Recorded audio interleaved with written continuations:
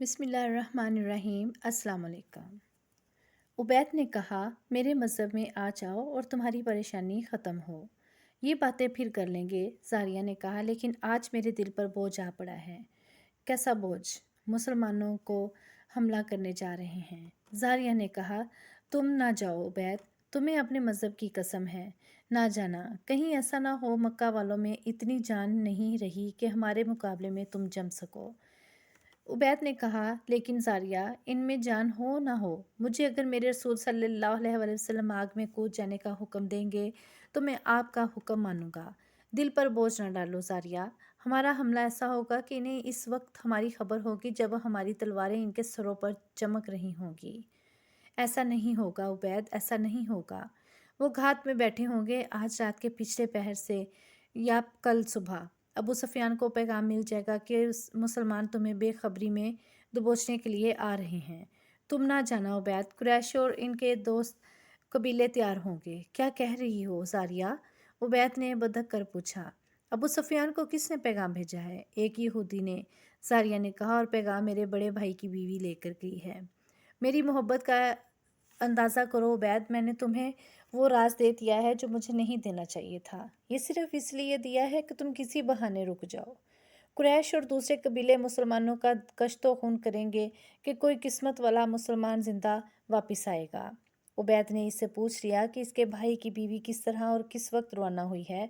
उबैद उठ खड़ा हुआ और सारिया जैसी हसीन और नौजवान खूबसूरत लड़की इसकी वालहाना मोहब्बत को नज़रअंदाज करके शहर की तरफ दौड़ पड़ा।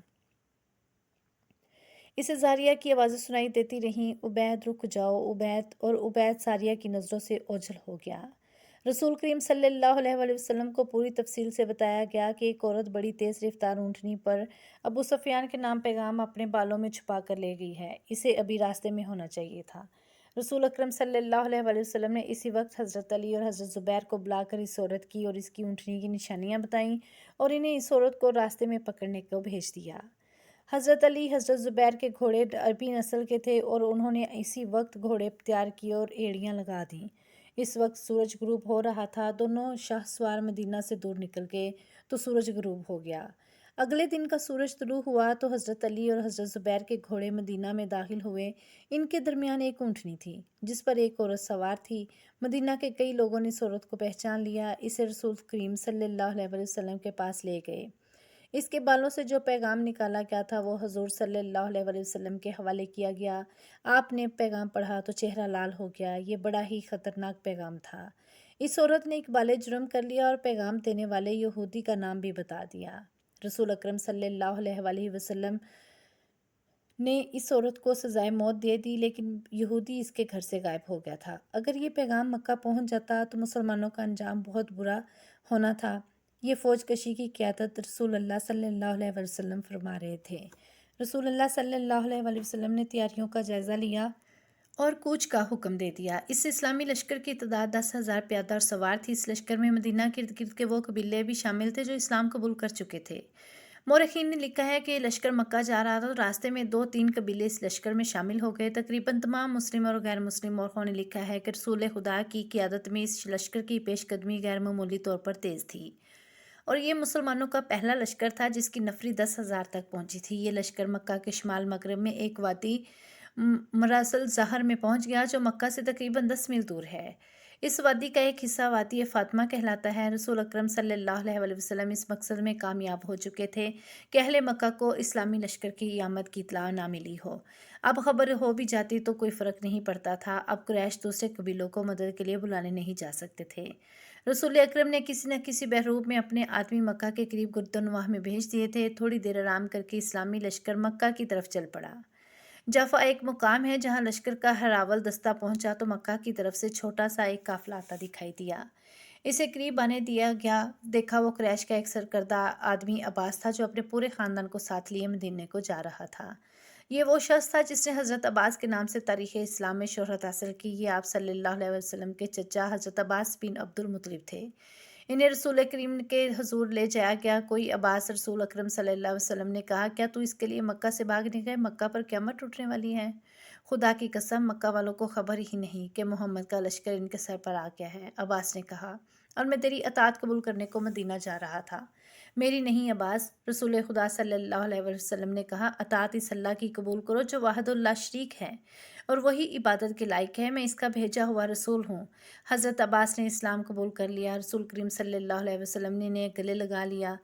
عباس بن عبد المطلب آپ صلی اللہ علیہ وسلم سے تقریباً 3 سال بڑے تھے اور آپ صلی اللہ علیہ وسلم بچپن میں ان کے ساتھ کھیلا کرتے تھے۔ حضرت عباس بن عبد المطلب کے قبول اسلام کے وقت کے حوالے سے اختلاف پایا جاتا ہے۔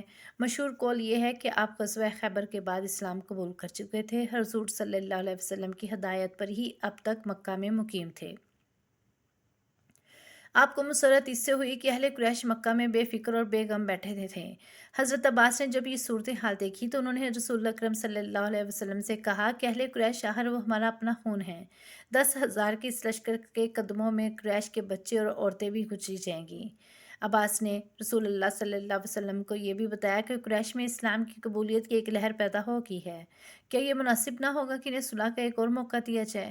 رسول اکرم نے عباس سے کہا کہ وہ وہیں مکہ جائیں اور ابو سفیان سے کہیں کہ مسلمان مکہ پر قبضہ کرنے آ رہے ہیں۔ اگر اہل مکہ نے مقابلہ کیا تو کسی کو زندہ نہیں چھوڑا جائے گا، مکہ شہر مسلمانوں کے حوالے کر دیا جائے۔ رسول اکرم صلی اللہ علیہ وسلم نے عباس کو نہ صرف مکہ جانے کی اجازت دی بلکہ انہیں اپنا خچر بھی دیا جو آپ صلی اللہ علیہ وسلم گھوڑے کے علاوہ اپنے ساتھ رکھتے تھے۔ ابو سفیان مدینہ سے جو تاثر لے کر گیا تھا وہ اس کے لیے بڑا ہی ڈراؤنا اور خطرناک تھا۔ وہ تجربہ کار آدمی تھا، وہ مسلمانوں کی شجاعت اور عظمت کی پختگی سے بھی واقف تھا، اسے ہر لمحہ دھڑکا لگا رہتا تھا کہ مسلمان مکہ پر حملہ کریں گے۔ اس کی بیوی ہند، اس کے سالار اکرمہ اور صفوان اس کا حوصلہ بڑھاتے رہتے تھے، لیکن اسے اپنے ذاتی وقار کی اور اپنے قبیلے کی تباہی نظر آ رہی تھی۔ وہ ہر وقت بے چین رہنے لگا تھا۔ ایک روز وہ اس قدر بے چین ہوا کہ گھوڑے پر سوار ہو کر مکہ سے باہر چلا گیا۔ اس کی کوئی ہی اسے بتا رہی تھی کہ کچھ ہونے والا ہے، اس کے دل پر گھبراہٹ طاری ہو چلی تھی۔ اس نے اپنے آپ سے کہا ہوگا یہی کہ مسلمان مکہ پر حملہ کرنے آ جائیں گے۔ یہ سوچ کر وہ یہ دیکھنے کے لیے مدینہ کے راستے پر ہو لیا کہ مدینہ کی فوج آ ہی نہیں گئی۔ اسے ایسے محسوس ہو رہا تھا جیسے ہوا کی بو بھی بدلی سی ہے۔ وہ ان سوچوں میں گم مکہ سے چند میل دور نکل گیا۔ اسے عباس ایک خچر پر سوار اپنی طرف آتے دکھائی دیے۔ وہ رک گیا۔ عباس، اس نے پوچھا، کیا تم اپنے پورے خاندان کے ساتھ نہیں گئے تھے؟ واپس کیوں آ گئے ہو؟ میرے خاندان کی مت پوچھ ابو سفیان، عباس نے کہا۔ مسلمانوں کے 10,000 پیادوں، گھڑ سواروں اور شتر سواروں کا لشکر مکہ کے اتنے قریب پہنچ چکا ہے جہاں سے چھوٹے ہوئے تیر مکہ کے دروازوں میں لگ سکتے ہیں۔ کیا تو مکہ کو اس لشکر سے بچا سکتا ہے؟ کسی کو مدد کے لیے بلا سکتا ہے؟ صلح کا معاہدہ تیرے سالاروں نے کیا ہے۔ محمد صلی اللہ علیہ وسلم جسے میں اللہ کا رسول مان چکا ہوں، سب سے پہلے تجھے قتل کرے گا۔ اگر تو میرے ساتھ رسول اللہ صلی اللہ علیہ وسلم کے پاس چلا جائے تو میں تیری جان بچا سکتا ہوں۔ خدا کی قسم میں جانتا تھا مجھ پر یہ وقت بھی آئے گا۔ ابو سفیان نے کہا، چل میں تیرے ساتھ چلتا ہوں۔ شام کے بعد عباس ابو سفیان کو ساتھ لیے ہوئے مسلمانوں کے پڑاؤ میں داخل ہوئے۔ حضرت عمر کیمپ کے پہرے داروں کو دیکھتے پھر رہے تھے۔ انہوں نے ابو سفیان کو دیکھا تو آگ بگولا ہو گئے، کہنے لگے کہ اللہ کے دین کا یہ دشمن ہمارے پڑاؤ میں رسول اللہ صلی اللہ علیہ وسلم کی اجازت کے بغیر آیا ہے۔ عمر رسول اللہ صلی اللہ علیہ وسلم کے خیمے کی طرف دوڑ پڑے۔ وہ ابو سفیان کے قتل کی اجازت لینے گئے تھے لیکن عباس بھی پہنچ گئے۔ رسول اکرم صلی اللہ علیہ وسلم نے انہیں سبحانے کو کہا۔ عباس نے ابو سفیان کو رات اپنے پاس رکھا۔ ابو سفیان صبح رسول کریم صلی اللہ علیہ وسلم نے ابو سفیان سے پوچھا، کیا تو جانتا ہے کہ اللہ وحد اللہ شریک ہے اور وہی معبود ہے اور وہی ہم سب کا مددگار ہے؟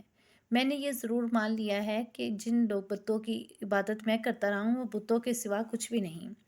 ابو سفیان نے کہا، وہ میری کوئی مدد نہیں کر سکتے، پھر یہ کیوں نہیں مان لیتا کہ میں اس اللہ کا رسول ہوں جو معبود ہے؟ رسول کریم صلی اللہ علیہ وسلم نے پوچھا، میں شاید یہ نہ مانوں کہ تم اللہ کے رسول ہو۔ ابو سفیان بھاری ہوئی سی آواز میں بولا۔ ابو سفیان، عباس نے قہر بھری آواز میں کہا، کیا تو میری تلوار سے اپنا سر تن سے جدا کرانا چاہتا ہے؟ عباس نے رسول کریم صلی اللہ علیہ وسلم سے کہا، یا رسول اللہ، ابو سفیان ایک قبیلے کا سردار ہے، باوقار اور خوددار بھی ہے، یہ ملتجئی ہو کر آیا ہے۔ ابو سفیان پر کچھ ایسا اثر ہوا کہ اس نے بے اختیار کہا، محمد اللہ کے رسول ہیں۔ میں نے تسلیم کر لیا، میں نے مان لیا۔ جاؤ، رسول کریم صلی اللہ علیہ وسلم نے کہا، مکہ میں اعلان کر دو کہ مکہ کے وہ لوگ جو مسلمانوں کی تلواروں سے محفوظ رہیں گے جو ابو سفیان کے گھر میں داخل ہو جائیں گے، اور وہ لوگ جو محفوظ رہیں گے جو مسجد میں داخل ہو جائیں گے، اور وہ لوگ محفوظ رہیں گے جو اپنے دروازے بند کر کے اپنے گھروں میں رہیں گے۔ अबू सुफियान इसी वक्त मक्का को रवाना हो गए। रसूल अकरम सल्लल्लाहु अलैहि वसल्लम ने सहाबा कराम के साथ इस मसले पर तबादला ख्याल शुरू कर दिया कि मक्का में अकरमा और सफ़वान जैसे माहिर और दलेर सलार मौजूद हैं। वो मुकाबला किए बगैर मक्का से कब्ज़ा नहीं होने देंगे। ऊँट बहुत तेज़ दौड़ा चला आ रहा था।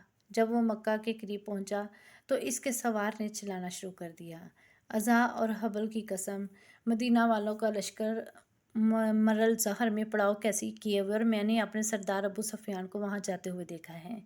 अहले कुरैश होशियार हो जाओ, मोहम्मद का लश्कर आ रहा है। इसने ऊँट को रोका और इसे बैठाकर उतराने के बजाय इसकी पीठ से कूद कर उतरा। इसकी पुकार जिसने सुनी वो दौड़ा आया। वो घबराहट के आलम में यही कहे जा रहा था कि मदीना का लश्कर मरल जहर तक आन पहुंचा है। अबू सुफियान को इस लश्कर के पड़ाव की तरफ जाते देखा है। मक्का के लोग इसके इर्द गिर्द इकट्ठे होते चले गए। अबू हुस्ना एक मुअम्मर आदमी है। इसने इससे पूछा, तेरा दिमाग सही नहीं या तू झूठ बोल रहा है? मेरी बात को झूठ समझोगे तो अपने अंजाम को बहुत जल्द पहुंच जाओगे। शुतर सवार अबू हुस्ना ने कहा, किसी से पूछो हमारा सरदार इधर क्यों गया है। इसने फिर चलाना शुरू कर दिया। इसे कबीला कुरैश मुसलमान अच्छी नीयत से नहीं आए। अबू हुस्ना का वह वेला मक्का की गलियों से होता हुआ अबू सुफियान की बीवी हिंद के कानों तक पहुंचा। वो आग बबूला होकर बाहर आई और इस हजूम को चीरने लगी जिसने अबू हुस्ना को घेर रखा था। इसने अबू हुस्ना का गिरबान पकड़कर कहा, मेरी तलवार मोहम्मद के खून की प्यासी है। तू मेरी तलवार से अपनी गर्दन कटवाने क्यों आ गया है? क्या तू इन्हें नहीं जानता कि जिस पर मैंने इल्ज़ाम थोप रहा है वो मेरा शोहर और कबीले का सरदार है? अपनी तलवार घर से लेके आ, खातून, अबू हुस्ना ने कहा। लेकिन तेरा शोहर आ जाए तो इससे पूछना कि वो कहाँ से आया है। वो तो कहता है कि मोहम्मद लश्कर लेकर आया है। हिंद ने पूछा, खुदा की कसम? कसम, अबू हुस्ना ने कहा, मैं वो कहता हूँ जो मैंने देखा है। अगर तू सच कहता है तो मुसलमानों को मौत इधर ले आई है। हिंद ने कहा। अबू सुफियान वापस आ रहे थे। अहले मक्का एक मैदान में जमा हो चुके थे। रसूल करीम सल्लल्लाहु अलैहि वसल्लम की पेशकदमी अब राज नहीं रह गई थी, लेकिन अब कोई फ़र्क नहीं पड़ता था। अहले कुरैश अब किसी को मदद के लिए नहीं बुला सकते थे। अबू सुफियान आ रहे थे। लोगों पर खामोशी तारी हो गई। अबू सुफियान की बीवी हिंद लोगों को दाएं बाएं धकेलती आगे चली आ रही थी। इसके चेहरे पर गज़ब और कहर था और इसकी आंखों से जैसे शोले निकल रहे थे। अबू सुफियान ने लोगों के सामने आकर घोड़ा रोका। उन्होंने अपनी बीवी की तरफ तवज्जो न दी। अहले कुरैश अबू सुफियान ने कहा, बुलंद आवाज़ से कहा, पहले मेरी बात ठंडे दिल से सुन लेना, फिर कोई और बात कहना। मैं तुम्हारा सरदार हूँ, मुझे तुम्हारा वक़ार अजीज़ है। मोहम्मद इतना ज़्यादा लश्कर लेकर आया है जिसके मुकाबले में तुम कत्ल होने के सिवा कुछ नहीं कर सकते। अपनी औरतों को बचाओ, अपने बच्चों को बचाओ। कबूल कर लो इस हकीकत को जो तुम्हारे सर पर आ गई है। तुम्हारे लिए भाग जाने का कोई रास्ता नहीं। हमें ये बताओ हमारे सरदार, हम क्या करें? लोगों में से किसी की आवाज़ आई, मोहम्मद सल्लल्लाहु अलैहि वसल्लम की अताअत कबूल कर लेने के सिवा और कोई रास्ता नहीं। अबू सुफियान ने कहा, खुदा की कसम, मुसलमान हमें फिर भी नहीं बख्शेंगे। एक और आवाज़ उठी, वो अपने मकतूलों का बदला लेंगे। वो सबसे पहले तुम्हें कत्ल करेंगे। अहद में तुम्हारी बीवी ने इनकी लाशों को चीरा फाड़ा था। हिंद अलग खड़ी हनका रही थी। मैं तुम सबकी सलामती की ज़मानत ले आया हूँ। अबू सुफियान ने कहा, मैं मोहम्मद सल्लल्लाहु अलैहि वसल्लम से मिलकर आया हूँ। इसने कहा है कि तुम में से जो मेरे घर आ जाएंगे और मुसलमानों के जबर तशद्दुद से महफूज रहेंगे। क्या मक्का के सब लोग तुम्हारे घर में समा सकते हैं? किसी ने पूछा। नहीं, अबू सुफियान ने कहा। मोहम्मद सल्लल्लाहु अलैहि वसल्लम ने कहा कि जो लोग अपने घरों से बाहर नहीं निकलेंगे और इनके दरवाजे बंद रहेंगे, इन पर भी मुसलमान हाथ नहीं उठाएंगे। और जो लोग खाना खुदा के अंदर चले जाएंगे, इनको भी मुसलमान अपना दोस्त समझेंगे। वो दुश्मन सिर्फ इसे जानेंगे जो हथियार लेकर बाहर आएगा। अबू सुफियान घोड़े से उतर आए और बोले, तुम्हारा सलामती इसी में है, तुम्हारी इज़्ज़त इसी में है कि तुम दोस्तों और भाइयों की तरह इनका इस्तकबाल करो। अबू सुफियान कुरैश के मशहूर सालार अकरमा ने ललकार कर कहा, हम अपने कबीले के कातरों का इस्तकबाल तलवारों और बर्छियों से करेंगे। हमारे तीर इनका इस्तकबाल मक्का से दूर रह कर करेंगे। हमें अपने देवताओं की कसम, हम दरवाजे बंद करके अपने घरों में बंद नहीं रहेंगे। हालांकि देखो, अकरमा, अबू सुफियान ने कहा, होश की बात करो। सफ़वान वो हम में से ने हैं जो खालिद मोहम्मद सल्लल्लाहु अलैहि वसल्लम के साथ जा मिला है। तो मत भूल जाओ कि इसकी बहन फाख्ता तुम्हारी बीवी है। क्या तू अपनी बीवी के भाई को कत्ल करेगा? क्या तुझे याद नहीं रहा कि मेरी बेटी उम्मे हबीबा मोहम्मद की बीवी है? क्या तू यकीन नहीं करेगा कि मैं अपने कबीले की इज़्ज़त और नामुस की खातिर मदीना गया तो मेरी अपनी बेटी ने मेरी बात सुनने से इनकार कर दिया था? मैं मोहम्मद सल्लल्लाहु अलैहि वसल्लम के घर में चारपाई बैठने लगा तो उम्मे हबीबा ने मेरे नीचे से चारपाई पर बिछी हुई चादर खींच ली थी कि इस मुकद्दस चादर पर रसूलुल्लाह सल्लल्लाहु अलैहि वसल्लम का दुश्मन नहीं बैठ सकता। बाप अपनी बेटी का दुश्मन नहीं हो सकता। सफ़वान मक्का के लोगों में अकरमा और सफ़वान और 2-3 और आदमियों के सिवा और किसी की आवाज़ नहीं सुनाई दे रही थी। मौरखों ने लिखा है कबीला कुरैश की खामोशी ज़ाहिर करती थी कि इन लोगों ने अबू सुफियान का मशवरा कबूल कर लिया है। अबू सुफियान के चेहरे पर इत्मीनान का तासुर आ गया, मगर इसकी बीवी हिंद जो अलग खड़ी फनका रही थी तेज़ी से अबू सुफियान की तरफ बढ़ी और इसकी मूछें जो खासी बड़ी थीं अपने दोनों हाथों में पकड़ लीं। मैं सबसे पहले तुझे कत्ल करूंगी, हिंद ने अबू सुफियान की मूछें ज़ोर से खींचते हुए कहा। बुज़दिल बूढ़े, तूने कबीले की इज़्ज़त खाक में मिला दी है।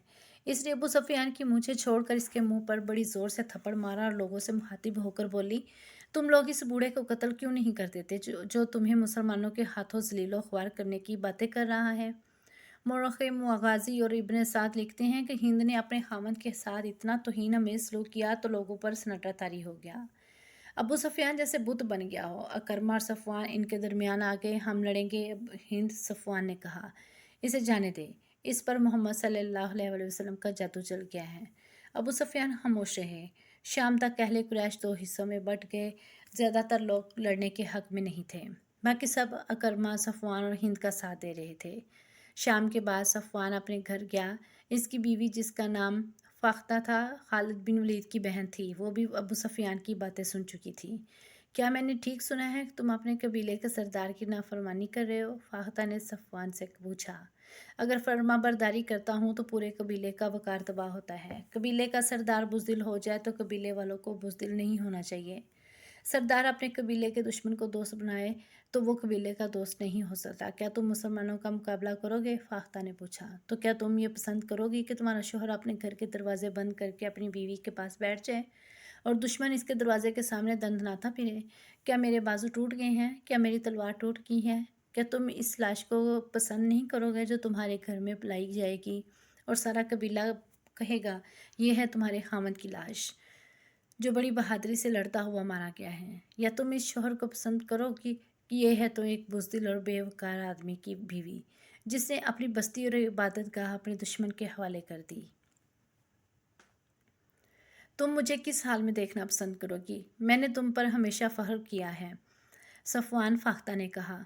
औरतें मुझे कहती हैं कि तुम्हारा खामद कबीले की आंख का तारा है, लेकिन अब हालात कुछ और हैं। तुम्हारा साथ देने वाले बहुत थोड़े हैं। सुना है मदीना वालों की तादाद बहुत ज़्यादा है और अब मेरा भाई खालिद भी इनके साथ है। तुम जानते हो वो लड़ने मरने वाला आदमी है। क्या तुम मुझे अपने भाई से डरा ही रही हो फ़ाख्ता? नहीं, फ़ाख्ता ने कहा। मुझे खालिद मिल जाता तो मैं इसे भी यही कहती कि मैं तुम्हें कह रही हूँ कि वो मेरा भाई है, वो तुम्हारे हाथ से मारा जा सकता है, तुम इसके हाथ से मारे जा सकते हो। तुम एक दूसरे के मुकाबले में ना आओ। मैं इसकी बहन हूँ और तुम्हारी बीवी हूँ। लाश तुम्हारी हुई या खालिद की, मेरा गम एक जैसा होगा। ये कोई अजीब बात नहीं फ़ाख्ता, सफ़वान ने कहा। दुश्मनी ऐसी पैदा हो गई है कि बाप बेटे का और भाई भाई का दुश्मन हो गया है। अगर मैं तुम्हारे रिश्ते का ख्याल रखूँ तो तुम मेरे रिश्ते का ख्याल ना रखो। फ़ाख्ता ने इसकी बात काटते हुए कहा, कबीले का सरदार तुम्हें कह रहा है लड़ाई नहीं होगी। मोहम्मद सल्लल्लाहु अलैहि वसल्लम की अताअत कबूल कर लेंगे। फिर तुम लड़ाई का इरादा तर्क क्यों नहीं कर देते? तुम्हारे साथ बहुत थोड़े आदमी होंगे। मैं अताअत कबूल करने वालों में से नहीं हूँ। सफ़वान ने कहा, फिर मेरी एक बात मान लो। फ़ाख्ता ने कहा, खालिद के आमने सामने ना जाना। इसे मेरी माँ ने जन्म दिया है। हम दोनों ने एक ही माँ का दूध पिया है। जहाँ कहीं भी है बहन यही सुनना चाहती है कि इसका भाई जिंदा रहे। मैं बेवा भी हो नहीं सकती और ना होना चाहती हूँ। सफ़वान, फिर अपने भाई से जाकर कहो कि मक्का के करीब ना आए। सफ़वान ने कहा, वो मेरे सामने आएगा तो हमारे रिश्ते ख़त्म हो जाएंगे। फ़ाख्ता के आंसू सफ़वान के इरादों को ज़रा भी मुअत्तल ना कर सके। रसूल करीम सल्लल्लाहु अलैहि वसल्लम ने एक और इंतज़ाम किया। उन्होंने चंद एक आदमी मुख्तलिफ पैरों में मक्का के इर्द गिर्द छोड़ रखे थे। इनका काम यह था कि मक्का से कोई आदमी बाहर निकल कहीं जाता नज़र आए तो इसे पकड़ लें। जासूसी का यह इhtदाम इसलिए किया गया था कि कुरैश अपने दोस्त कबाइल को मदद के लिए ना बुला सकें। दूसरे दिन वो शूतर सवारों को पकड़ा गया जो आम से मुसाफिर मालूम होते थे। इन्हें मुसलमानों के पड़ाव में ले जाया गया। एक दो धमकियों से डरा कर उन्होंने अपनी असलियत ज़ाहिर कर दी। ان میں سے ایک یہودی تھا اور دوسرا قبیلہ قریش کا۔ وہ مکہ سے چند میل دور رہنے والے قبیلہ بنو بکر کے ہاں یہ اطلاع لے کے جا رہے تھے کہ مسلمان مرل زہر میں پڑاؤ کیے ہوئے ہیں۔ جو بکر کو یہ بھی معلوم بھیجا جا رہا تھا کہ وہ مسلمانوں پر شب خون ماریں اور 2 قبیلوں کو بھی اپنے ساتھ ملا لیں۔ پیغام میں یہ بھی تھا کہ مسلمان مکہ کو محاصرے میں لیں تو بنو بکر اور دوسرے قبیلے عقب سے ان پر حملہ کریں۔ اس سے پوچھا گیا کہ مکہ میں لڑائی کی تیاریاں کس پیمانے پر ہو رہی ہیں۔ انہوں نے بتایا کہ ابو سفیان لڑائی نہیں چاہتا اور مکہ والوں کی اکثریت اس کے ساتھ ہے، صرف اکرمہ اور صفوان لڑیں گے، لیکن ان کے ساتھ بہت تھوڑے آدمی ہیں۔ ان دونوں آدمیوں کو ابو سفیان نے نہیں، اکرمہ اور صفوان نے بھیجا تھا۔ ویڈیو بھی جاری ہے۔ کمنٹ باکس میں بھی آپ مجھے بتایا کریں کہ آپ کو اچھی لگتی ہے یا نہیں پسند آتی ہے۔